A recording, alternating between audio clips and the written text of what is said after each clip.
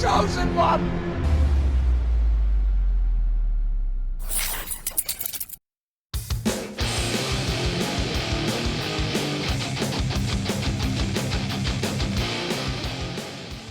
All right, let's jump into another deep dive. Today, we're going deep on the Jimmy Butler situation with the Miami Heat. Sounds good. We've got a ton of takes from ESPN insiders like Bobby Marks and Tim Bontemps and, of course, Brian Windhorst. Yeah. And, everyone's kind of coming at it from a different angle. How did we get here? What does a potential trade look like? Right. And ultimately, what does the future hold for Jimmy Butler? Oh.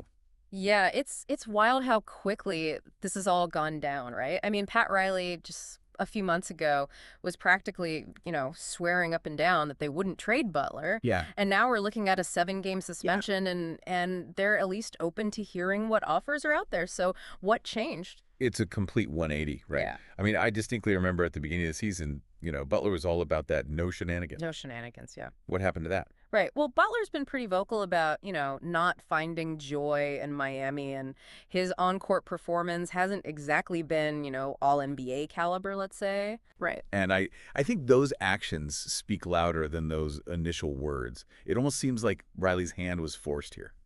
So what does this tell us about Riley? I mean, the guy's a legend, but he also has a reputation for being tough, right? Especially when it comes to star players. He absolutely does. And look, this isn't Riley's first rodeo, right? Yeah. I mean, we've seen this before with Hardaway, Mourning, Wade, Shaq, Marion even.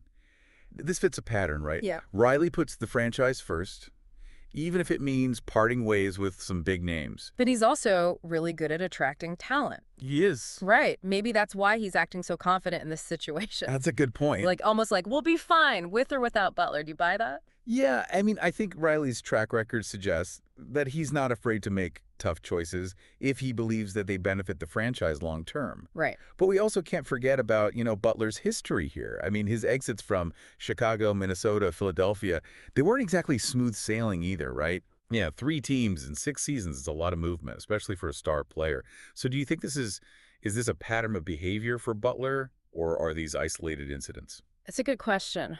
Well, if you look at the Minnesota situation, there are definitely some parallels, right? You saw contract disputes, trade requests, a lot of the same things that we're seeing now. Yeah. But there's also a key difference. Age, right? Back then, Butler was 29. Now he's 35. That changes things. Yeah, time is definitely not on his side. So let's break down the 7-game suspension. Okay. Right, that's a big chunk of the season. It is. What are the specifics here, and what happens next? So this is a purely disciplinary suspension, Yeah. right? The Heat do not save any money on the luxury tax. Okay. What's interesting about this is that it cannot be extended unless Butler violates the team's code of conduct again. He is scheduled to return on January 19th. Okay. And it's also important to note that the Heat are not getting any luxury tax relief from this suspension either. It's interesting to compare this to Kyrie Irving's suspension by the Nets last year. Yeah. Right? They're both for conduct detrimental to the team, but for totally different reasons. What do you make of that? Absolutely. Irving's suspension was for, actions that happened off the court. Right. While Butler's is seemingly tied directly to his, on-court performance. Yeah. And his desire to leave Miami, which he has made very public. Okay, so let's talk about the financial hit that Butler's taking here. Sure. I mean, we're talking serious money, right? No, absolutely. Each missed game comes with a fine of over $336,000, totaling roughly about $2.4 million. Wow. He does have 30 days to file a grievance through the NBA Players Association, who, has already come out and voiced some concerns about the severity of the suspension. Right. So this could get messy. So even if Butler wants out, trading a player with his salary, it's not exactly easy, is it? No, it's not. His salary this season is $48.8 million. Wow. A lot of teams just can't absorb that kind of financial hit. Yeah. And we know that Butler has his preferred destinations, Dallas, Golden State, Phoenix, but I imagine each team presents its own, set of obstacles. Yeah, break those down for me. So Dallas, they would probably have to shed a significant amount of their roster just to make the salaries work. Right. You could even need a third or fourth team involved. Wow. Golden State, they've got Draymond Green. Both Green and Butler are known for their strong personalities and their leadership styles. Right. Would that even work? And then you've got Phoenix, who's got their existing superstar duo of Kevin Durant and Devin Booker. Would Butler be willing to take a backseat to them? And let's not forget, Beal has a no-trade clause. Oh, right. So they would have to get his approval, and from what I understand, the Heat are not that keen on taking Beal back in a deal. Talk about complicated. Yeah, it really is a tangled web. And then on top of all of that, you have the Heat's apron team status, right? Yeah. Which basically limits their flexibility when it comes to taking back salary in a trade. Yeah. So they can't go over a certain payroll threshold. So even if a team wants to make a deal, the numbers might not add up. Okay, so let's shift gears a bit and talk about Butler's on-court impact. Okay. I mean, his scoring average is down this season. Is that the whole story, though? That's where things get interesting, because while his scoring average is down, his efficiency is actually up, right? He's shooting a career high from two-point range. His true shooting percentage is the best it's ever been. Wow. So it seems like he's shifted to a more strategic approach rather than experiencing a decline in ability. So maybe it's not a lack of talent. Maybe it's just about finding the right system, the right environment. That's a possibility. I could unlock playoff Jimmy. Right, exactly. And if you look at some of the advanced stats like WARP and Scornby projections, which basically try to predict a player's future value, they paint a really positive picture of Butler, especially in the playoffs. Right. Playoff Jimmy's a different beast altogether. He is. So the million-dollar question is, can a change of scenery actually reignite that joy that he's been talking about? Could that lead to a resurgence? And what about this over 38 rule? How does that play into all of this? Okay, so the over 38 rule is basically the NBA's way of, preventing teams from getting stuck with massive contracts for aging players. Okay. And it limits how much a team can pay older players, Right. even superstars like Butler. Yeah. And think about it like this. Even if a team has the money and they want to give a player over 38 a huge contract, Yeah. this rule basically says nope and caps how much they can actually pay them per year. I see. So that's kind of how it works. So how does that impact Butler's options for an extension, both with Miami and with the potential new team? So because of this rule, the most that Miami can offer Butler is a 2-year, $112.6 million extension. Okay. That's a ton of money. It is. But it's still less than he could get, if he was younger or this rule didn't exist. Right. If he gets traded, his new team could actually offer a slightly smaller extension, 2 years, $111 million. But the Heat are under no obligation to trade him, before the deadline. Right. So they could let him play out the season, see what happens, and then revisit it during the offseason. Is that a risky move? They absolutely could. And whether it's risky or not, I don't know. That's a great question. Yeah. I mean, waiting could mean that they miss out on getting something valuable in return for him now, right? Right. But on the other hand, rushing into a trade just to get something, anything, Right. might not be the best move either, especially with this new CBA that's putting a lot more, financial pressure on teams. It seems like the old NBA playbook of getting something for a disgruntled star just doesn't apply anymore. That's true. And the Heat might very well prioritize long-term flexibility over, a rush trade that could hurt them financially down the road. Remember the situation with Paul George and the Clippers last season? It's kind of a similar scenario where the team chose to, be patient rather than making a hasty move. Okay, so what does this all mean for Butler's future? Where do you see this heading? It's tough to say.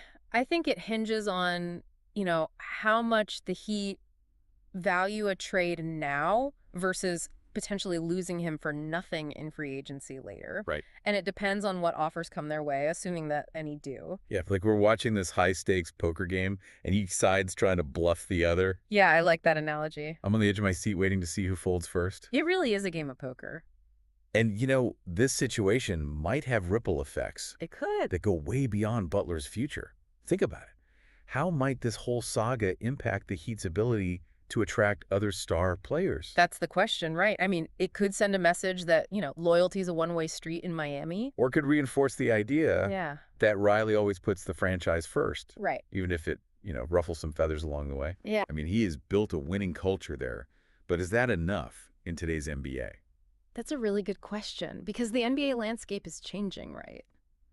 Players have more power than ever, Yeah. and they're not afraid to use it. It's not about the money anymore, right? No, it's not. Players want to feel valued. They want to win, and they want to be in a positive environment. They do. And social media amplifies everything, right? So a situation like this can blow up so quickly and can damage a team's reputation. Right. So managing those play relationships has become almost as important as managing the salary cap. Yeah, so bringing it back to Butler, I mean, he's clearly unhappy, and he's not exactly hiding it. No, he is not. But finding a team that's a good fit Yeah. and is willing to make the moves financially, Yeah, that's a needle in a haystack. it really is. So let's dive into those destinations a little bit more. Dallas. Dallas seems like a natural fit on paper, right? I mean, Luka Doncic could really use a veteran presence like Butler. He could, but again, the Mavs would have to offload a significant amount of their roster to make the salaries work. Right. They'd need to find a third or even fourth team that's willing to absorb some contracts. Right. It gets really complicated really fast. And what about Golden State? I mean, they've always been this magnet for stars. They have. Could Butler be the missing piece they need to, get back to championship contention? It's a very intriguing possibility, but again, the Warriors would have to jump through some serious hoops to make the salary cap work. Yeah. And don't forget about Draymond Green, right?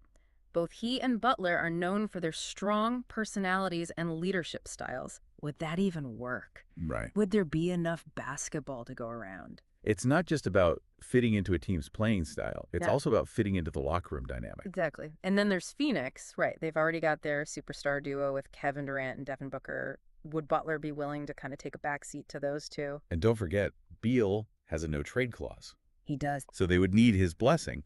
Plus, we talked about how the Heat don't seem interested in taking back Beal's contract. Right. So it's just another layer of complexity. It is, and even if a trade does happen, there's no guarantee that Butler's suddenly going to find his quote-unquote joy on a new team. Right.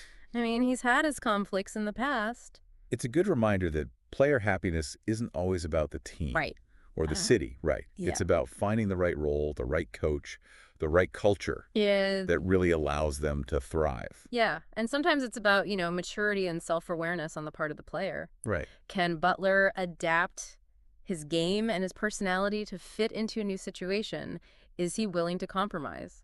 Those are questions only he can answer, but one thing's for sure, this is far from over. Absolutely. And it's going to have implications that are going to ripple throughout the league. Yeah, it's a reminder that the NBA is more than just a game. Yeah, It's this complex ecosystem it is. where talent and ambition and business all collide. Absolutely. And where narratives matter just as much as the stats. So for our listeners out there, here's a final thought to ponder. If you were in Pat Riley's shoes, what would you do? Would you try to salvage the relationship with Butler? Or would you cut your losses and move on? That's a tough call, but that's the kind of decision that can define a franchise's legacy. Absolutely. We'll be back in just a minute to, break down some more of the nuances of this situation. But in the meantime, what do you think? Let us know in the comments. It really is a fascinating situation. It actually reminds me of another aspect of Riley's history. Oh, fill me in. Well, it's not just about, his willingness to move on from stars. It's how he does it. The guy's a master at controlling the narrative. Okay, I like that. Give me an example. Well, think back to the Dwayne Wade situation, right? It was messy, for sure, but Riley managed to kind of spin it in a way that made the Heat look like, they were doing right by Wade, even though they weren't offering him the contract that he wanted. That's true. He is good at PR. So how does that play into the Butler situation, then? Well, right now, the narrative seems to be that Butler's the problem, right? Right. He's unhappy. He's the one causing the disruption, and Riley's probably working behind the scenes to make sure that that story sticks. So you're saying he's trying to protect the Heat's reputation, even if it means throwing Butler under the bus a little? In a way, yeah. I mean, he wants to make sure that other star players don't get scared off by this.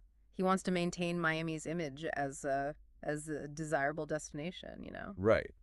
But is it working? I mean, we talked about how this could make some players hesitant to sign with Miami. It's definitely a gamble, but, Riley's a gambler. He is. And he's usually pretty good at it. So let's say, for the sake of argument, Riley does decide to trade Butler. Okay. We talked about the destinations, but let's dive a little deeper into the logistics. Sure. What kind of assets would the Heat even be looking to get back in a trade like this? That's a great question. I think it depends on their strategy, right? Are they trying to win now?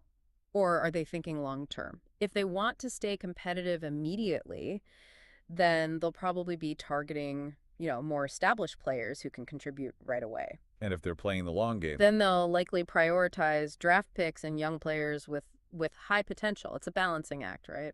Always.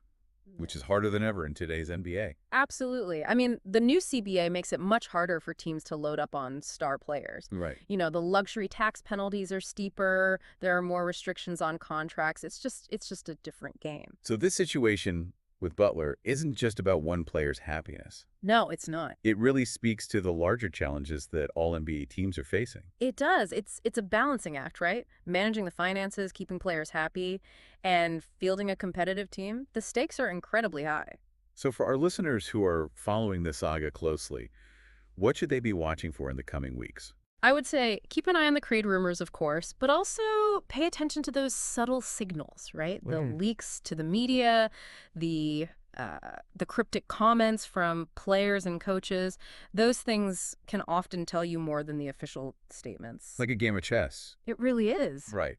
Every move's calculated. There are hidden motives. We're all trying to figure out what the end game is. Speaking of the end game, what does this all mean for Butler himself? What are the, best case and worst case scenarios here? Okay, so best case scenario, Butler gets traded to a contender Okay. where he can compete for a championship and be the focal point of the offense, right? Maybe a team like Dallas where he can mentor Luka and be that veteran leader. Right. Worst case scenario, he's stuck in Miami. Yeah. His relationship with the team continues to, deteriorate Yeah. and his performance suffers. Or he gets traded to a team that's not a good fit and he's unhappy all over again. It's a gamble for him, too. Absolutely. His career's at a crossroads right now. Yeah. You know, Yeah. it's easy to forget that behind all the, trade talk and the salary cap stuff, Right. these are real people They are. with real emotions and feelings. Yeah. This has got to be stressful for him, not knowing where he's going to be playing in a few weeks. You're right. It's easy to get caught up in the business side of it and forget that these players are human beings. Absolutely. So as we wrap up this part of our deep dive, Yeah. I have one final question for you. Okay. What's your gut feeling? Does Butler get traded before the deadline? That's the million-dollar question, isn't it? It is. Honestly, I don't know. It depends on so many factors, but I will say this. I don't think this story's over yet. Yeah, Not by a long shot. I agree. It's definitely a situation to watch closely. Thanks for joining us today. This has been fascinating, unpacking all this with you. It's been a pleasure. And, for those of our listeners that might not follow the NBA as closely, Yeah. can you kind of break down, why is this situation such a big deal? Why should they care about what happens with Jimmy Butler? That's a fair question. And this isn't just about, one player's drama, right? It really touches on some of the biggest issues that the NBA is facing today, player empowerment, the increasing cost of doing business, the delicate balance between building a winning team and managing this incredibly complex salary cap. So it's kind of a case study for how the league is evolving. Exactly. And the way the situation plays out could have implications, for other teams and players down the line. It could even set a precedent for how future contract disputes and trade demands are handled. That's a really interesting point. So for our listeners who are trying to make sense of all of this, what are some of the key takeaways that they should keep in mind? I'd say there's a few big things to remember. First, player movement in the NBA is more complicated than ever before. Yeah. It's not just about finding the right team fit anymore. It's about navigating this web of financial restrictions and competing priorities. So it's not as simple as just saying, hey, this player wants to go here, let's make it happen. No, not at all. The new CBA has really changed the game, and teams have to be so much more strategic in how they build their rosters. And second. Second, this situation really highlights the growing power of players, in the NBA. They're not just assets anymore. They have a voice, Right. and they're not afraid to use it. And that can be a good thing, right? Players having more control over their own careers. Absolutely. But it also, adds another layer of complexity for teams. Right. They need to be much more mindful of player happiness and really create environments where those stars feel valued. It's almost like the relationship between teams and players has become much more of a partnership. Yeah. Rather than like the traditional, employer-employee kind of dynamic. I think that's a great way to put it. And finally. Finally, I think this situation is a reminder that the NBA is a business. Yeah. As much as we, love the game and get attached to players, there's a cold, hard reality to all of this. Teams have to make tough decisions, and sometimes those decisions come at the expense of player relationships. It's like you said earlier, it's a balancing act. Yeah. Teams have to weigh their financial interests against their competitive goals and the happiness of their players. Right, and there's no easy answer. Every situation's unique, and there are always going to be winners and losers. Well, one thing is for certain. This Jimmy Butler saga has been a wild ride. It has. We've seen, the drama, the uncertainty, and we've also gotten, I think, some really fascinating insights into, how the NBA operates at the highest level. I agree. It's been a pleasure kind of breaking it all down with you. Absolutely. Thank you for listening to us. The News by DRUTV. If you are not yet subscribed, please do like, share, and subscribe on our channel. Don't forget to hit the notification bell to get the latest updates. Have a nice day.